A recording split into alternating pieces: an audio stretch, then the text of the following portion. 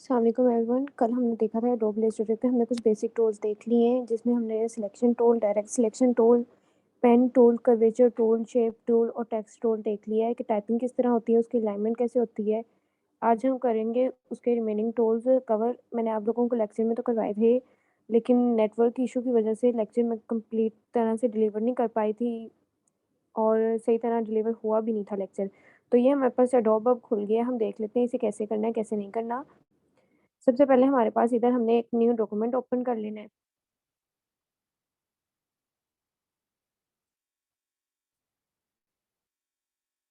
आप इसका नाम यहाँ से भी चेंज कर सकते हो, ये जो अनटाइटल्ड 1 लिखा हुआ है, जब आप इसे सेव करते हो तब भी आप इसका नाम चेंज कर सकते हो अपनी मर्ज़ी से, जो लिखना चाहो लिख सकते हो। अब आपने एक न्यू डॉक्यूमेंट ओपन कर लिया है। न्यू डॉक्यूमेंट ओपन करने के बाद ना इधर हमने काफ़ी टूल्स कर लिए हैं, जिसमें हमने ये लाइन टूल भी कर लिया है। हम सबसे पहले करेंगे पेंट ब्रश टूल। जब भी आपने कोई चीज़ बनानी हो, आप simple paint brush tool use कर सकते हैं। ये देखें जहाँ-जहाँ मैं इसे यूज़ कर रही हूँ, वहाँ-वहाँ डॉट लगता जा रहा है। इसके अलावा मैं अपनी मर्ज़ी से कुछ भी इधर ड्रॉ कर सकती हूँ, कुछ भी इधर लिख सकती हूँ।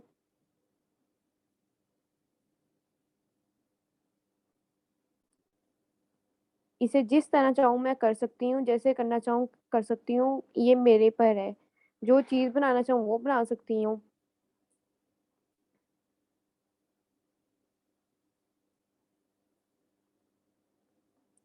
ये ऐसे आप कुछ भी बना सकते हो। यहाँ से ना आप इसका ब्रश का स्टाइल चेंज कर सकते हो, मतलब इसे बारीक, मोटा कर सकते हो, लाइन बेसिक सिलेक्ट कर सकते हो, यहाँ से कोई डिज़ाइन वाली भी सिलेक्ट कर सकते हो। फॉर एग्ज़ाम्पल अगर मैं ये डिज़ाइन करती हूँ और अब मैं कोई भी चीज़ बनाऊँगी, तो आप देखना कैसे बनेगी।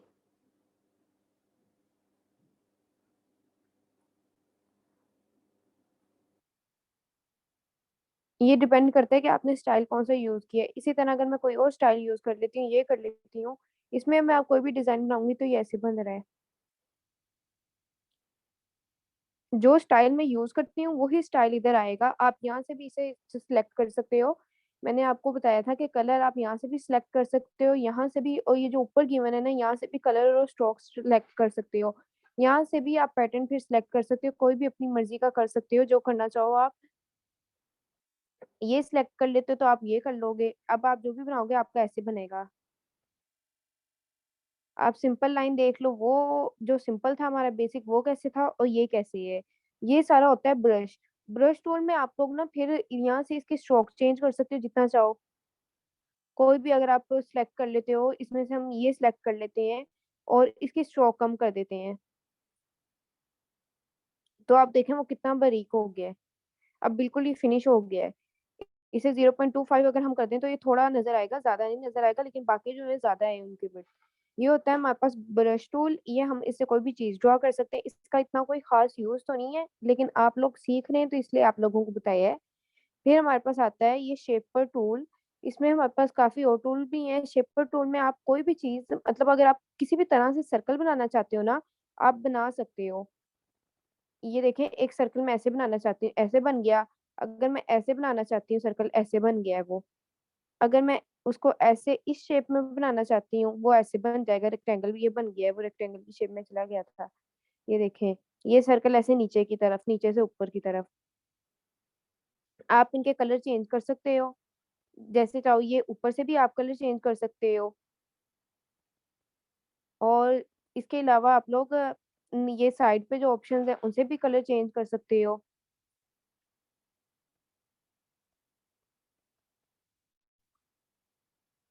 अब इसका कलर हम इस साइड से चेंज करके देखते हैं।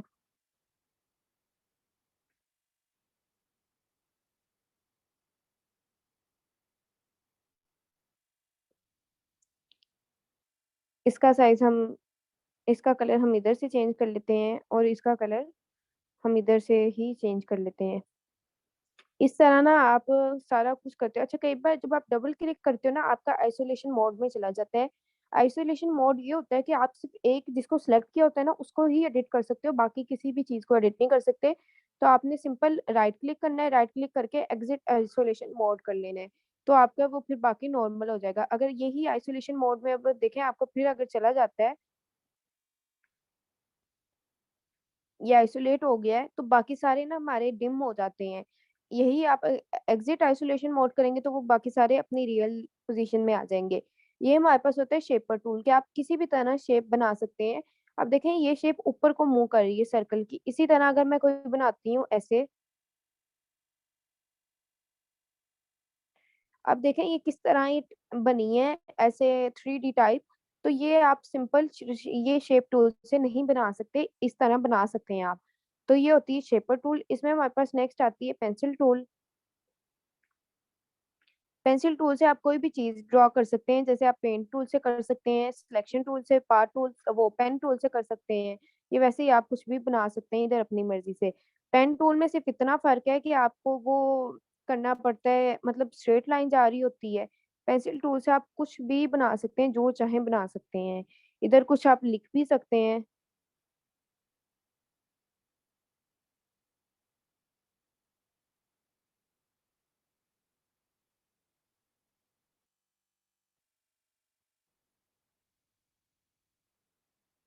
जैसे चाहे ना इसे कर सकते हैं, देख लें।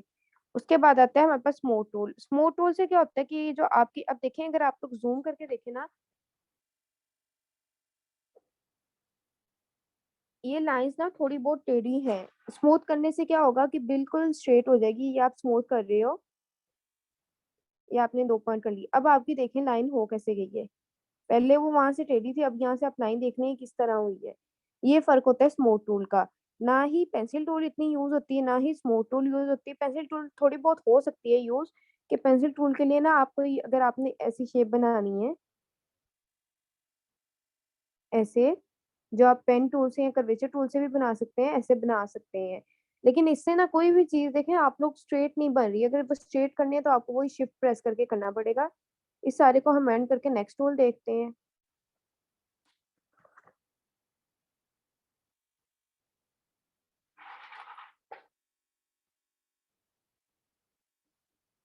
अब हमारे पास एक आता है पाथ इरेजर टूल। वो इधर भी आप लोगों के पास गिवन है और इधर भी गिवन है। हम इधर से कर लेते हैं, जो बाहर पड़ा हुआ है आप बेशक अंदर वाले से कर लें। ये कोई भी शेप है हमारे पास, इसका हम कलर देख लेते हैं।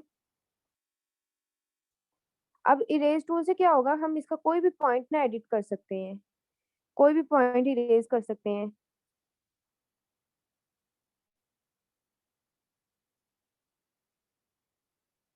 ये हमारे पास इरेज टूल है। अब देखें वो शेप हमारे पास ठीक है, सब उसकी ये पॉइंट सारे हो गए हैं, ये सेपरेट हो गया, जो बिल्कुल ही अलग हो गई है ना चीज। मतलब जो पूरी लाइन कट हो रही है वो अलग हो गया उससे। तो ये होता है इरेज टूल कि आप कुछ भी दरमियान से इरेज कर सकते हैं। इरेज का साइज आपने इंक्रीज करना हो तो CTRL प्लस से आप इंक्रीज कर सकते हैं, और फिर उसे आप इरेज कर सकते हैं जो चाहें आप।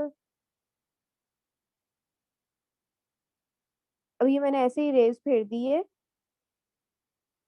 तो अब आप लोग देखें जो जो पार्ट हमारे सेपरेट हुए वैसे वैसे ही हमारे सारे पार्ट सेपरेट हो गए हैं। बिल्कुल सेपरेट हैं, किसी से मैच नहीं, मतलब जहाँ इनकी बाउंड्री खत्म हो रही है वहां ये एक अलग सा ही पार्ट बन गए हैं। जैसे हम लोग ये करते हैं ना, हम लोग पेंसिल से जब कुछ लिख रहे हो कुछ गलत हो जाए तो हम इरेज कर लेते हैं। तो हम लोग ज्यादा इरेज टूल यूज करते हैं, लेकिन इसमें इतना खास यूज नहीं होता इरेज टूल का भी, क्योंकि आप CTRL जी से अंडो कर लेते हैं डायरेक्ट। तो इसका इतना कोई खास इसका भी यूज नहीं है। आगे आप लोगों को मैं दिखाती हूँ नाइफ टूल और सीजर टूल। ये आप लोगों के पास अम, एक शेप है कोई भी, आप चाहते हैं ये 2 पार्ट में डिवाइड हो जाए, मतलब किसी तरह यहाँ इधर आप कोई कट लगाना चाहते हैं, किसी भी तरह आप चाह रहे हैं ना इसे कट करना, आप यूज कर सकते हैं नाइफ टूल। नाइफ टूल से सिंपल आप करेंगे क्या कि ऊपर से लाइंस लगाना स्टार्ट करेंगे ये नीचे तक, मतलब स्टार्ट आपकी बाहर साइड से होनी चाहिए और एंड भी आपका बाहर ही होना चाहिए। ऐसे कर लें, यहाँ से हम इसे ऐसे कर लेते हैं। ये हमने ना इसे अब नाइफ टूल से कर लिया है। अब आप देखें ये पार्ट सेपरेट हो गया है, ये सेपरेट हो गया है, ये सेपरेट, ये और सेपरेट हो गया है, ये और सेपरेट हो गया है। ये सारे पार्ट सेपरेट हो गए हैं आपके पास। ये एक रेक्टेंगुलर आपके पास किस तरह बन गया है, ठीक है। ये सीजर टूल यूज होता है, नाइफ टूल यूज होता है। नाइफ टूल कैसे यूज होता है कि फॉर एग्जांपल आपने एक शेप ली है, ये रेक्टेंगल है, और उसके ऊपर आपने एक ड्रा किया है सर्कल या किसी भी तरह कोई चीज। अब क्या हुआ है कि आपका ना मतलब आपका ये एरिया बाहर वाली साइड पे जा रहा है, ये ऊपर वाला। तो आप उसको सेपरेट कर सकते हैं सिंपल नाइफ टूल से सिलेक्ट करके। ये आपने सिलेक्ट किया, ये ऐसे सेपरेट हुआ, तो ये वाला जो एरिया ये आप डिलीट कर सकते हैं। तो इस तरह फिर आपके पास सिर्फ ये बच गया है। ये हमारे पास होता है नाइफ टूल। अब हम आगे देखते हैं सीजर टूल। सीजर टूल के लिए ये शेप हम यही ले लेते हैं, इसका कलर चेंज कर लेते हैं ताकि आप लोगों को फिर थोड़ा सा डिफरेंस भी समझ आए। अच्छा, अब सीजर टूल में क्या होता है कि आपके ना पॉइंट्स, आप लोग पॉइंट डिलीट कर सकते हो इससे। मतलब ये बॉर्डर जिस तरह है, अब मैंने इस सीजर टूल से ना 2 पॉइंट सेलेक्ट किए हैं। तो अब मेरा ये जो पार्ट है ना, ये यहाँ से साफ हो गया। अगर मैं इसे साइड पे करके दिखाऊं तो ये देखें, यहाँ से वो बाउंड बॉर्डर उसका खत्म हो गया है, लेकिन ये वो लाइन वैसी है। इसका ना मैं आपको अपने नाम पे करके दिखाती हूँ। सीजर टूल है होता कैसे है।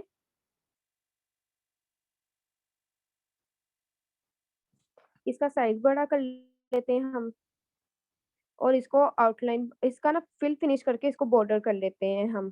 सिर्फ इसके बॉर्डर, मतलब इसकी स्ट्रोक होनी चाहिए, हमारे पास और कुछ ना हो। ये हमारे पास ऐसे आ गया है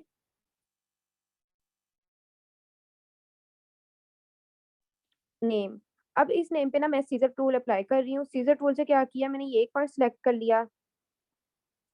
पहले इसको सिलेक्ट करूंगी। अब सीजर टूल सिलेक्ट किया मैंने, ये एक पॉइंट सिलेक्ट कर ली। इसकी नहीं बनाई, सॉरी, एक मिनट। ये मैंने आउटलाइन बना ली। अब देखें, आउटलाइन बनाने के बाद मैंने ये एक पॉइंट सिलेक्ट कर लिया और ये एक पॉइंट सिलेक्ट करके मैंने बैक स्पेस कर दिया। वो मेरा पॉइंट डिलीट हो गया है। इस तरह मैंने क्या किया, यहाँ से एक पॉइंट सिलेक्ट करके यहाँ एक पॉइंट सिलेक्ट करके ना मैंने बैक स्पेस कर दिया। वो पॉइंट भी डिलीट हो गया। इस तरह ही ए में मैं कोई 2 सिलेक्ट कर लूंगी पॉइंट। सिलेक्ट करके मैंने वो बैक स्पेस किया है तो वो डिलीट हो गया है। इसी तरह एस पे देखें। अब आप लोगों के पास, आप लोगों के सामने है, जहां जहां मैंने वो कट लगाए ना, वहां वहां से वो चीज डिलीट हो गई है। ठीक है, ये आपके स्ट्रोक ही कट करती है, बाकी चीज नहीं कट करती। तो ये जो चीज है ना, ये आपकी होती है, मतलब सीजर, कि आप इस पे कर सकते हैं। आप ना इसे ऐसे एडिट कर सकते हैं जैसे करना चाहें। आप सीजर टूल से ना नियॉन इफेक्ट भी ऐड कर सकते हैं। नियॉन इफेक्ट क्या होता है कि मतलब आपकी ना चीज चमक रही होती है, लाइटनिंग थोड़ी बहुत होती है, कि एक अलग ही आपने कई चीज देखी होगी कि कोई टेक्स्ट अलग ही चमक रहा होता है, वो थोड़ा हमें प्यारा भी लगता है, अट्रैक्टिव भी लगता है। तो वो जो चीज है ना, वो इस सीजर टूल से आप कर सकते हैं। मैं ना वो आपको बाद में करके दिखाती हूँ। पहले ना हम इसी पे हम नाइफ टूल अप्लाई करके देखते हैं। नाइफ टूल अप्लाई किया है तो ये देखें, अब ये जो हमारा बी और बी है ना, ये हमारा सेपरेट हो जाएगा। इसे अनग्रुप कर लेते हैं। अनग्रुप करके ना हम ये चीज देखेंगे, ये हमारा पार्ट सेपरेट हो गया है और ये हमारा पार्ट सेपरेट हो गया है। तो इस तरह आप नाइफ टूल कहीं भी अप्लाई करके उनको सेपरेट कर सकते हैं। Knife tool, scissor tool, pen tool, pencil tool, ये सारा आपको बता दिए, ब्रश टूल। अब आता है हमारे पास रोटेट टूल। रोटेट टूल से पहले आपको मैं एक बताती हूँ, पाथ फाइंडर। आपने क्या करना होता है, मतलब कोई भी शेप्स को मर्ज करना हो, यूनाइट करना हो, सेपरेट करना हो, ट्रिम करना हो, तो आप मर्ज ये यूज करते हैं पाथ फाइंडर। अब आपके पास ये कलर ले लें आप, इसका कोई भी एक, और आप शेप बना लें। शेप को बनाने का मैंने तरीका आपको बताया है, कॉपी करने का, कि ALT प्रेस करके आप कॉपी कर सकते हैं। ये आपने ना 2 शेप्स कॉपी कर ली। अब इसका अपना एक ले लें कलर कोई भी, ब्लू कलर। अब ये देखें, ये आपके पास 2 आए। ये आपके, आप जब सिलेक्ट करें ना, तो आपको इधर आ रहा है ऑप्शन पाथ फाइंडर का। इसके अलावा ना अगर आपको यहाँ ऑप्शन ना आए, तो आपको विंडो में ऑप्शन आ रहा होता है पाथ फाइंडर का, ये रहा, ये सबसे लास्ट में, जिसका शॉर्ट फॉर्म है shift plus CTRL plus F9। अब मैं शिफ्ट CTRL और F9 अपने कीबोर्ड से बता रही हूँ, दबाया है, तो ये मेरे पास पाथ फाइंडर आ गया है। पाथ फाइंडर में होता क्या है, मैं आपको दिखाती हूँ। अब मैं चाहती हूँ ये दोनों शेप्स एक बन जाएं, ये दोनों शेप ऐसे यूनाइट हो जाएं कि मतलब मैं अब ना इनको सिलेक्ट करके कहीं करूंगी, कहीं भी मूव करूंगी तो ये सिंगल सिंगल सिलेक्ट होंगी। इनको मैं अगर ग्रुप कर दूं तो ये डबल सिलेक्ट होंगी, लेकिन ये एक शेप नहीं बनेंगी। लेकिन अगर यही मैं दोनों शेप्स को एक बनाना चाहूँ, तो क्या होगा कि मैं पाथ फाइंडर यहाँ से मैंने किया, इनको यूनाइट कर दिया। यूनाइट करने से क्या होगा, इन दोनों का कलर भी सेम हो जाएगा, जो ऊपर वाली का कलर होगा वही पिछली का कलर हो जाएगा। ये मैंने किया है तो ये देखें यूनाइट हो गया। अब वो सर्कल जो ऐसे था ना, मतलब कि यहाँ अलग एक स्टार्ट हो रहा था, तो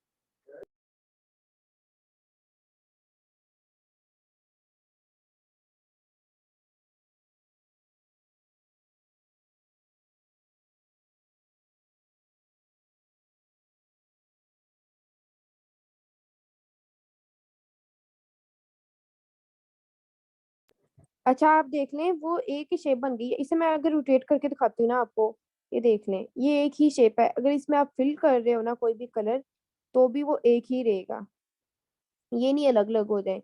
ये आपका वो शेप एक ही बन गई है। इसके बाद आपके पास आती है, मतलब ये आपका हो गया यूनाइट करने का तरीका। इसके बाद आप कोई भी दो शेप्स ले लें।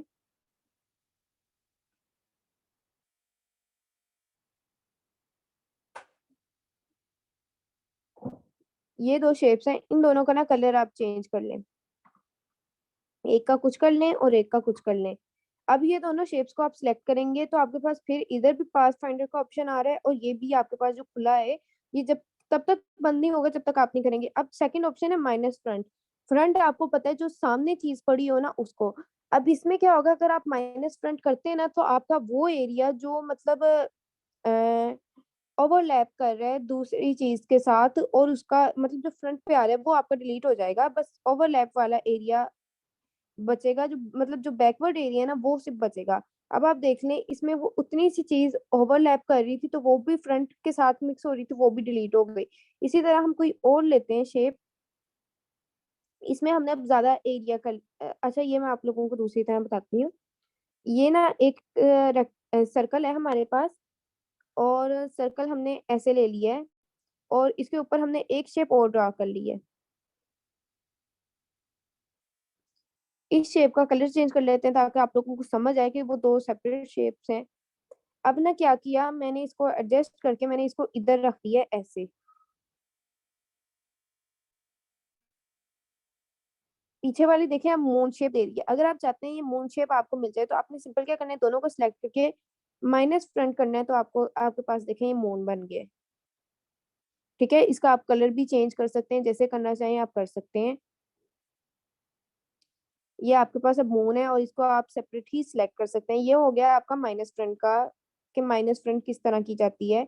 फिर हमारे पास आता है इंटरसेक्ट का। इंटरसेक्ट आप लोगों ने अक्सर सुना होगा, जब दो चीजें आपस में मैच करती हैं उनको इंटरसेक्ट कहते हैं।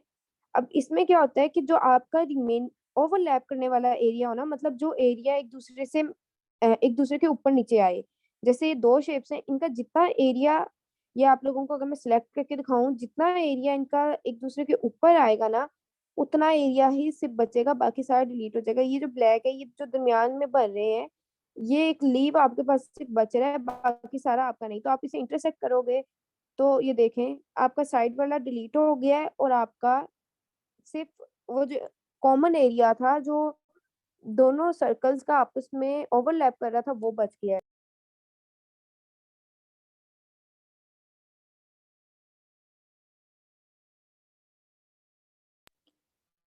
अब इसी के आगे मैं आप लोगों को बताती हूँ रोटेट टूल।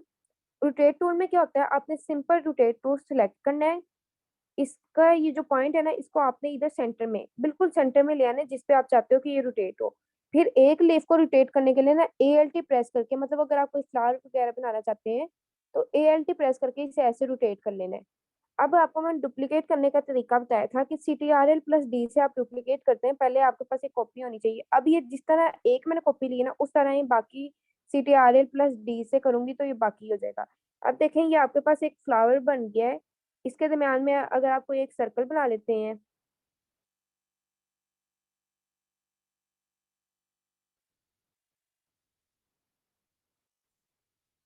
ये एक सर्कल हो गया। इसका कलर आप कोई भी कर लें अपनी मर्जी से। यहाँ से मैंने आई ड्रॉपर टूल से आपको कलर सेलेक्ट करना बताया हुआ है, यहाँ से आप कोई भी कलर कर लें अपनी मर्जी से। तो आप देखें ये आपके पास ऐसी शेप आ गई है। ठीक है, इस पे ही अगर आप चाहते हैं कि आपका दोबारा मतलब आपका वो जो है कोई और फ्लावर्स भी बने, तो आपने सिंपल क्या करना है कि वो सेंटर पॉइंट को फिर आपने नीचे लेके आना है, ये सेंटर में ले आए आप। ठीक है, और इस एक को रोटेट करना है ALT प्रेस करके। अब इसका साइज आप थोड़ा सा छोटा कर लें, बेशक अपनी मर्जी से जिस तरह करना चाहें आप। करके इसका कलर चेंज कर दें आप। इसे फ्रंट पे ले आए आप, ये जो आपके पास है। अब इसे एक को कॉपी कर लें, रोटेट टूल सेलेक्ट करके ना, पहले एक को कॉपी कर लें। ये रोटेट टूल आपने सेलेक्ट किया है। ये आप इसे इधर सेंटर पॉइंट को नीचे ले आए, ये आप सेंटर पॉइंट को नीचे ले आए हैं। अब आप इसको ना रोटेट कर लें, थोड़ा सा आपने रोटेट कर लिया। अब CTRL+D दबाते हैं। 1 मिनट, ये कॉपी नहीं हुआ।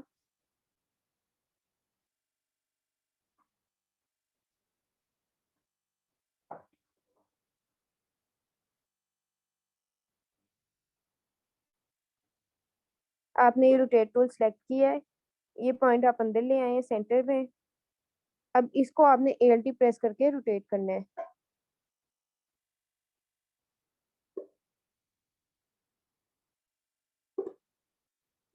अब आप ये रोटेट कॉपी क्यों नहीं हो रहा है, 1 मिनट रुके।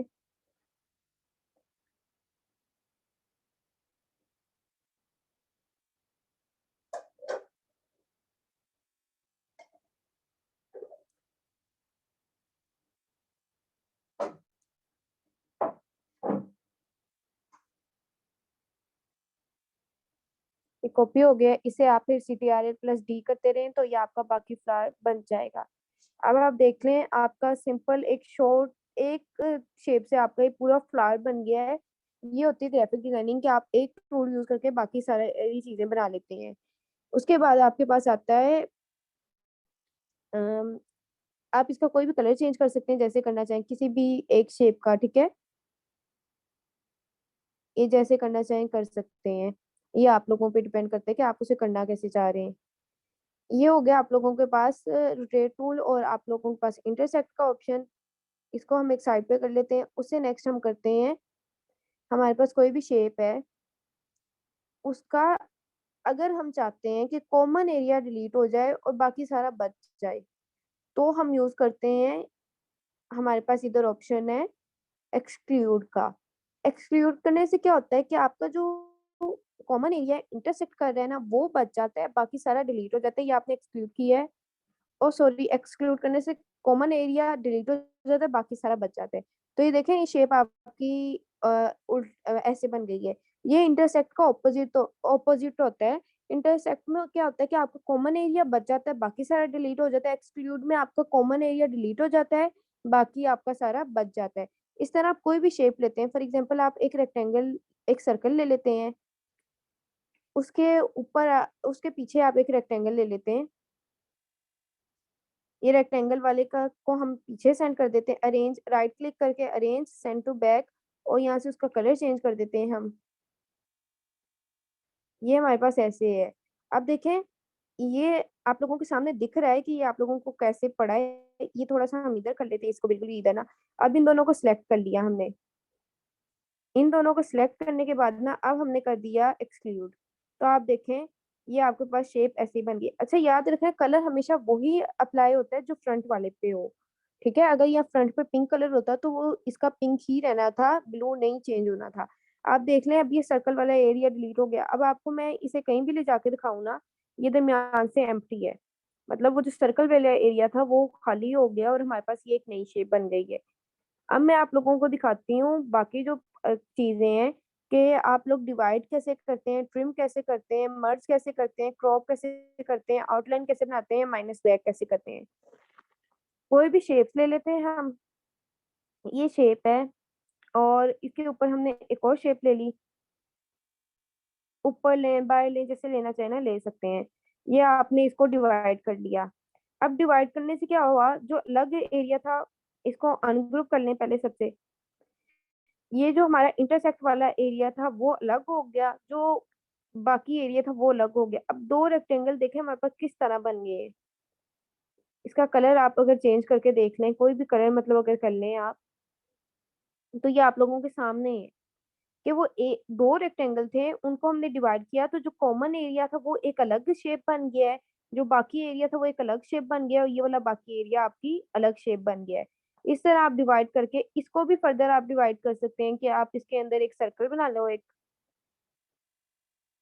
ये आपने एक सर्कल ना बना लिया ऐसे, ये कुछ बाहर है कुछ अंदर है आपके।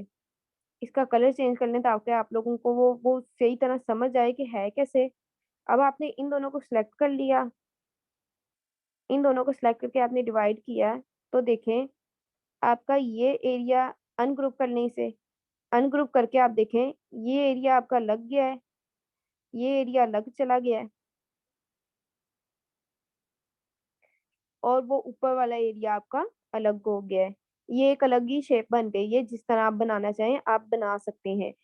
उसके बाद आपके पास आती है शेप, इधर आता है ट्रिम का ऑप्शन। ट्रिम का भी आप लोग देख लें, ट्रिम में क्या होता है, या आप कोई भी दो शेप्स ले लें। पाथ फाइंडर हमेशा दो से ज्यादा शेप पे अप्लाई होता है, दो से कम पे नहीं, मतलब एक शेप पे आप अप्लाई नहीं कर सकते। ये आपने इधर दो शेप्स ले ली हैं, इनको आपने ट्रिम कर लिया है।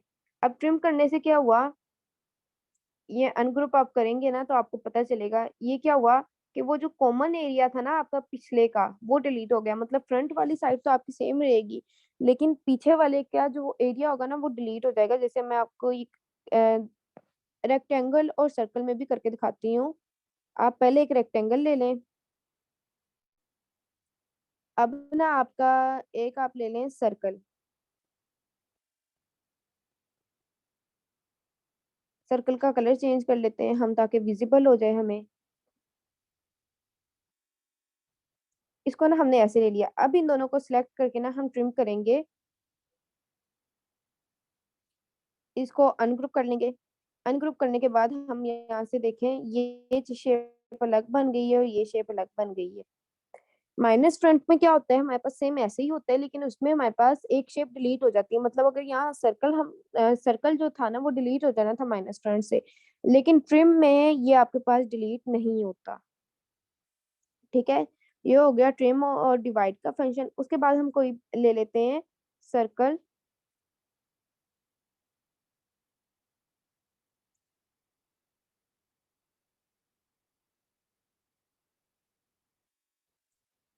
ये आपके पास है सर्कल। अच्छा, ये आपने ना इन दोनों, एक का कलर चेंज कर लेते हैं ताकि आप लोगों को डिफरेंस पता चले कि दूसरा का कौन सा पहला कहाँ से। अब तीसरा हमारे पास फंक्शन है मर्ज का। अच्छा, हमने फंक्शन किया था यूनाइट का। यूनाइट में भी चीजें आपस में जुड़ती हैं, मर्ज में भी आपस में जुड़ जाती हैं। यूनाइट में कलर सेम हो जाते हैं, लेकिन मर्ज में कलर सेम नहीं होता। ठीक है, या ये पाथ फाइंडर में जो नीचे वाले ऑप्शंस है ना, इनमें कलर बहुत कम है कि कलर सेम हो जाए। कलर सेम नहीं होता, लेकिन जो आप मर्ज का फंक्शन अप्लाई करते हो, ये ऊपर वाले जो फंक्शन है इनमें आपका कलर सेम हो जाता है। अब आप लोग देख लें, ये दोनों एक शेप बन गई है। पहले ये दोनों सेपरेट थी, अब दोनों एक बनी हुई है। मैं जहां भी मूव कर रही हूँ मैं इनको एक साथ कर रही हूँ। फिर आप इनको अनग्रुप करके इनको सेपरेट कर सकते हो आप। तो ये जो कॉमन एरिया था वो आपको दिख रहा है, जब आपने मर्ज किया वो कॉमन एरिया डिलीट हो गया, क्योंकि उसकी जगह ये शेप आ गई थी। वापिस इनको ग्रुप कर लेते हैं। हम अब आगे वाला फंक्शन देखते हैं। हमारे पास कोई भी चीज है,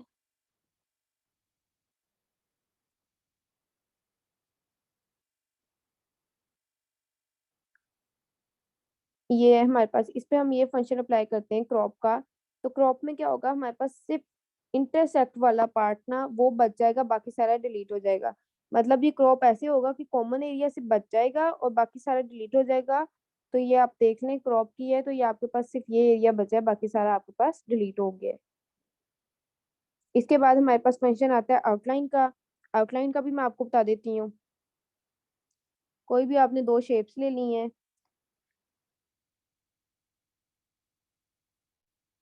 इन दोनों को आपने सिलेक्ट करके ये आउटलाइन बनाई है, तो आप देखें एक की रेड आउटलाइन बन गई। ये जो है ये रेड कलर है, ये अनग्रुप कर लेते हैं हम। ये जो है आपके पास ये अलग आउटलाइन बनी है, ये अलग बनी है, ये अलग बनी है और ये अलग बनी है। मतलब एक सर्कल की आउटलाइन आप देख लें, स्ट्रोक जिसे कहते हैं, ये ऐसे बनी है कि कलर इसमें मिक्स हुए हैं। एक ये रेड कलर जो था रेड हो गया, जो कॉमन एरिया बच रहा था वो सारा ग्रीन हो गया। यहाँ से आपको पता भी चल रहा है कि ग्रीन है। यहाँ आप सिलेक्ट करें तो यहाँ देखें रेड आ गया है, ये सिलेक्ट कर रहे हैं तो यहाँ ग्रीन आ गया। ये होता है आउटलाइन का फंक्शन। रिकॉर्डिंग से आप लोगों को इतना होगा कि जहां से आप लोगों को समझ नहीं आई ना, आप लोग वो पीछे से पीछे करके देख भी सकते हैं, ताकि आप लोगों को पता चल जाए। अब हमारे पास एक ऑप्शन आता है लास्ट वाला माइनस बैक का, इसका हम पहले फिल कर लेते हैं कोई भी। फिल करके हमने एक और शेप बना ली और उसका कलर चेंज कर दिया है। अब ये हमारे पास दो शेप्स आ गई हैं। ठीक है, दोनों शेप्स की स्ट्रोक हम फिनिश कर लेते हैं।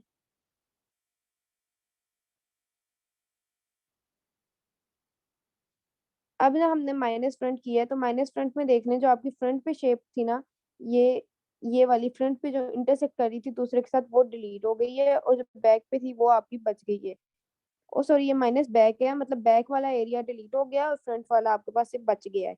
ठीक है, माइनस बैक में क्या हुआ है, माइनस बैक वाला एरिया और जो कॉमन था वो डिलीट हो गया है। ये होता है आपका पाथ फाइंडर और रोटेट टूल, कि आप इस तरह से कोई भी शेप अपनी मर्जी से डिजाइन कर सकते हैं। इसका भी यूज होता है, आप लोग कर लेते हैं। फिर आप लोगों के पास इधर अलाइन का है, अलाइनमेंट वही जो मैंने आप लोगों को बताई थी कि लेफ्ट साइड पे करनी है, राइट साइड पे करनी है। ये आपके पास कोई भी शेप्स हैं, दो इन दोनों का आप सिलेक्ट करके ना, यहाँ से आप लेफ्ट अलाइन करेंगे तो देखना दोनों लेफ्ट साइड पे चली जाएंगी, ये लेफ्ट साइड पे चली गई। सेंटर पे करेंगे, यहाँ आप ये एक शेप यहाँ ऐसे रख लें ताकि आपको तीनों का पता चले। ये तीनों अब आप कर रहे हैं तो ये तीनों देखना सेंटर में करेंगे ना तो तीनों ही सेंटर में आ गई हैं।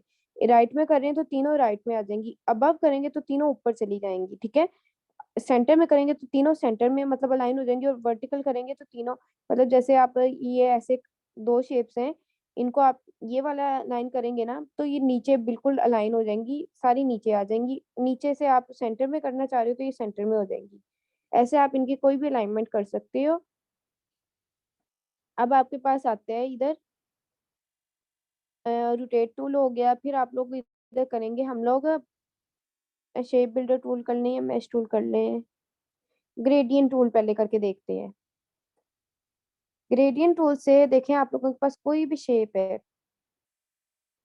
अब आप इसमें ग्रेडियंट टूल अप्लाई कर रहे हैं ना, तो क्या होगा, आप कोई भी कलर अगर सिलेक्ट करते हैं,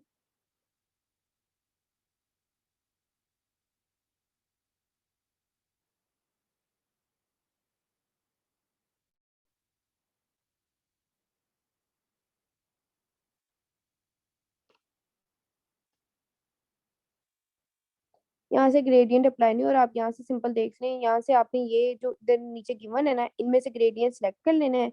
ये आपके पास ग्रेडियंट हो गया है। ठीक है, अब आपने यहाँ से ग्रेडियंट ऑप्शंस में जाके ना आपने इसको यहाँ से अलाइन कर लेना है।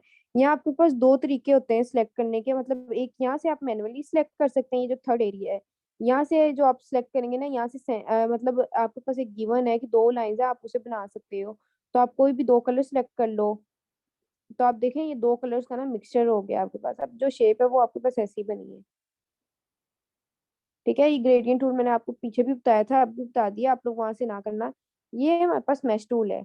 मैश टूल में पता है हमारे पास क्या होता है कि ये हमारे पास कोई भी शेप है ना, ये रेक्टेंगल है, इसका एक एक कलर करेंगे हम, ये पिंक कलर कर लिया, यहाँ से हमने किया मैश टूल अप्लाई इस पे। मैश टूल से क्या होगा, हम कोई भी चीज बना रहे हैं, ऐसे कोई भी हमने बनाया है, तो ये हम कोई भी कलर सेलेक्ट कर सकते हैं इसका। ये रेड हो गया, ठीक है, मतलब इससे कलर ऐड होते जाते हैं, आपके कलर मिक्स होते जाते हैं एक शेप के अंदर, जैसे आप करना चाहो आप कर सकते हो। एक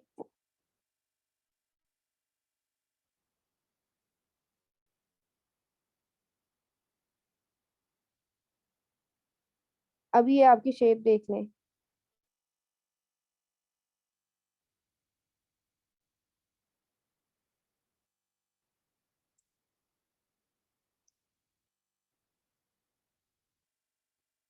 अब देखें ये मैश टूल अब अप्लाई हो रहा है कि आपकी वो काफी शेप्स थी, अब आपने उसको सिलेक्ट करके आप जहां मूव कर रहे हो ना, वहां वहां ब्लैक कलर ऐड होता जा रहा है।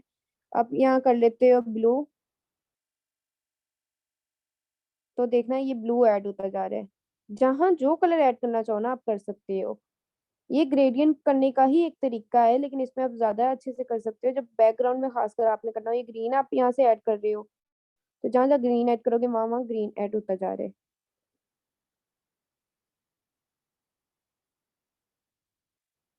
अब यहाँ से आप सिलेक्ट कर लेते हो येलो।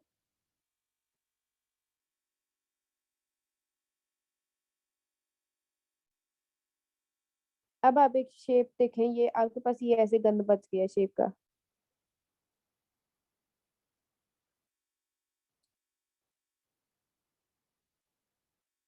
इसमें कुछ और शेप्स भी हैं, तो मैं सबको एक साथ ग्रुप कर लिया है। अब देखें, ये एक शेप में आपको सही पता चल रहा है कि ग्रेडियंट ऐड कैसे हुआ है मैश टूल से, कि कलर्स कितने कलर्स मिक्स कर लिए हैं। ये होता है आपका मैश टूल, कि आप कोई भी ना आपस में इन्हें कर सकते हो करके। फिर ये होता है आपका हैंड ड्रॉप टूल, इसमें आप पेज को, ये आर्ट बोर्ड को इधर उधर मूव कर सकते हो। मतलब ये आपका आर्ट बोर्ड है ना, इसको कहीं भी आप ले जा सकते हो, ऐसे इसको उठा के मतलब जहाँ ले जाना चाहो ऐसे कर सकते हो, जहाँ रखना चाहो ऐसे ऊपर से नीचे कर सकते हो। ये आप साइडों से, मतलब साइड पे तो जो आपका एरिया आ रहा है यहाँ से तो आप करते ही करते हो। उसके अलावा हैंड टूल से आप डायरेक्ट हाथ से नहीं, जिस तरह हम नीचे कर लेते हैं हाथ से ऐसे, फिंगर से हम लोग नीचे कर लें, जैसे अपने माउस में वो मोबाइल में कर रहे होते हैं वैसे हम कर लेते हैं। ये आप लोग देख लें, हैंड का ये है, इसका नाम है हैंड टूल ही नाम है। तो आप देखें ये जिस तरह मैं मूव कर रही हूँ वैसे ही वो पूरा पेज मूव हो रहा है। ये आपकी अपनी मर्जी होती है आप उसे मूव कैसे कर रहे हो। अब आपके पास इधर ऑप्शन आता है एक,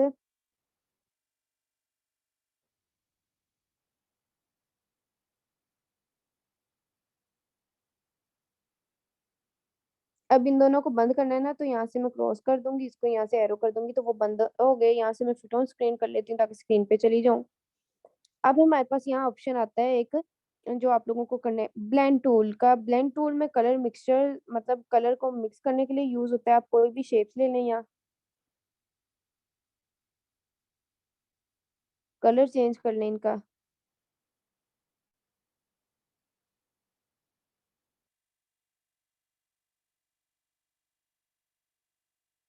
ये आपके पास है। अब इस पे तीनों पे ना आप ब्लेंड टूल अप्लाई कर रहे हैं, तो क्या होगा, आपका कलर जो आप मिक्स करना चाहेंगे ना वो होता जाएगा।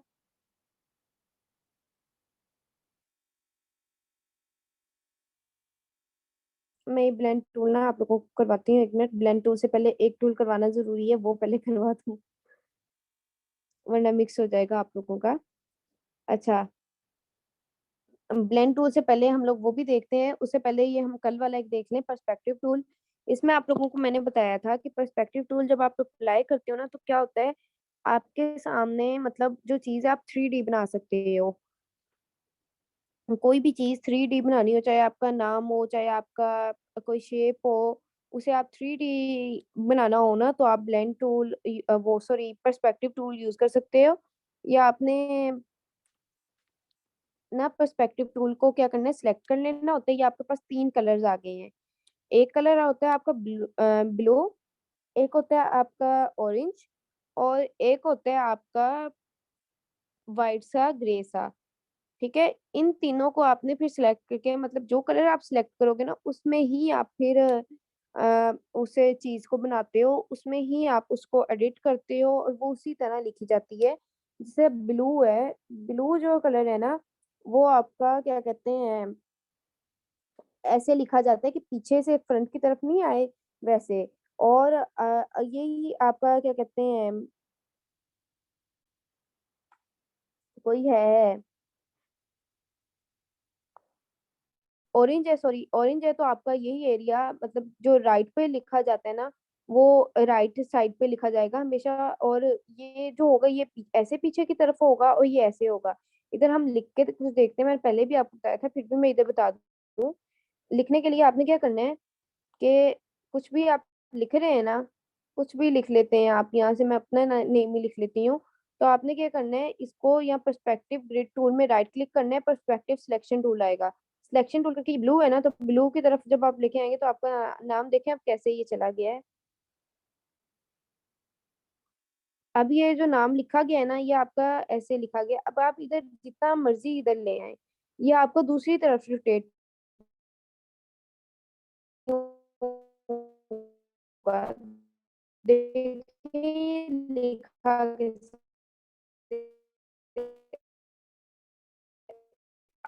आप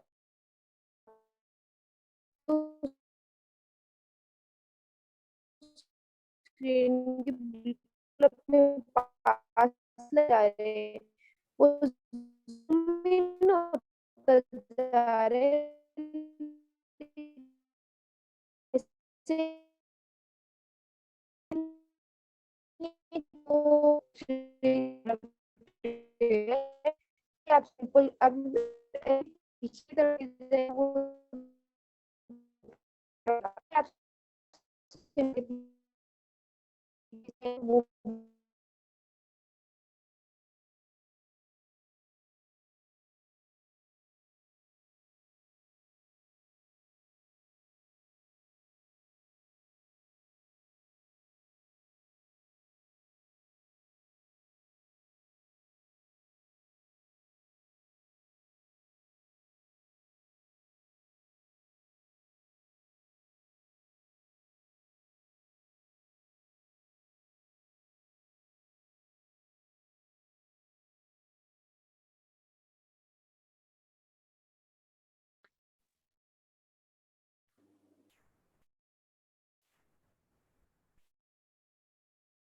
अब मुझे नहीं पता चला मेरा कहाँ से डिस्कनेक्ट हो गया है, क्योंकि मोबाइल नीचे रखा हुआ था। अभी मैंने देखा है जब नोटिफिकेशन आया है। तो आप लोग ना ये जहाँ से मतलब आप लोगों की आवाज कटना शुरू हुई हो या जहाँ से बंद हो गया वहां से मुझसे पूछ लेना, मैं वहां से आप लोगों को बता दूंगी। ये आप अब इस चीज को हम फिनिश कर देते हैं।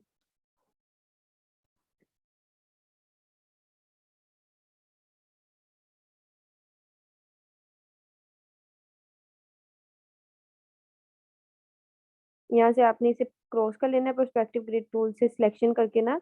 ये आप क्रॉस कर लेंगे तो ये आपका क्रॉस हो गया, ये आपका नेम वैसे ही जैसे आपने लिखा था वैसे आ गया है।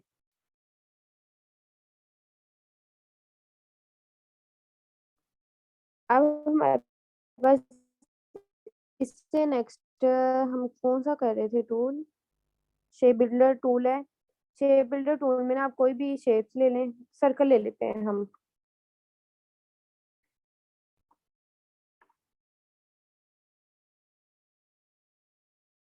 ये एक ले लिया, ये दूसरा ले लिया, ये तीसरा ले लिया और ये चौथा ले लिया। अब इन चारों का ना हम कलर भी चेंज करते हैं।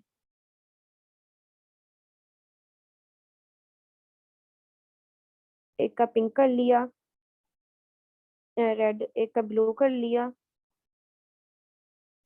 एक का हम कर लेते हैं पिंक। अब शेप बिल्डर टूल से क्या होगा, आप ना अपनी मर्जी से कोई भी शेप बना सकते हैं। चारों आपने सेलेक्ट कर लिए, शेप बिल्डर टूल सेलेक्ट कर लिया है। अब आप ना इसको अगर माइनस करना चाहते हैं इस एरिया को, सिर्फ इस एरिया को, तो आप ALT प्रेस करके ना इस पे आपने क्लिक किया हुआ ALT प्रेस करके माइनस करके मतलब माइनस करके ना ये माउस को मूव करेंगे तो ये आपका एरिया डिलीट हो जाएगा। ALT प्रेस करके माइनस करना है क्लिक करके, ठीक है। ये शेप बिल्डर टूल सेलेक्ट किया हुआ है। ये ALT, हम्म। अच्छा मैं बाकी लेक्चर ना आप लोगों को बाद में देती हूँ। अगर आज कनेक्ट हो गया तो दे दूंगी, अभी तक आप लोग इतना कर लें। शेप बिल्डर टूल और ब्लेंड टूल भी रह गया है, वो भी मैं आप लोगों को करवा दूंगी। और कौन सा रह गया, ग्रेडियंट टूल, वो मैंने आपको बता दिया है। और जो भी रह गया ना मैं आप लोगों को बाकी या तो सेकंड रिकॉर्डिंग में बता देती हूँ या तो नेक्स्ट लेक्चर में।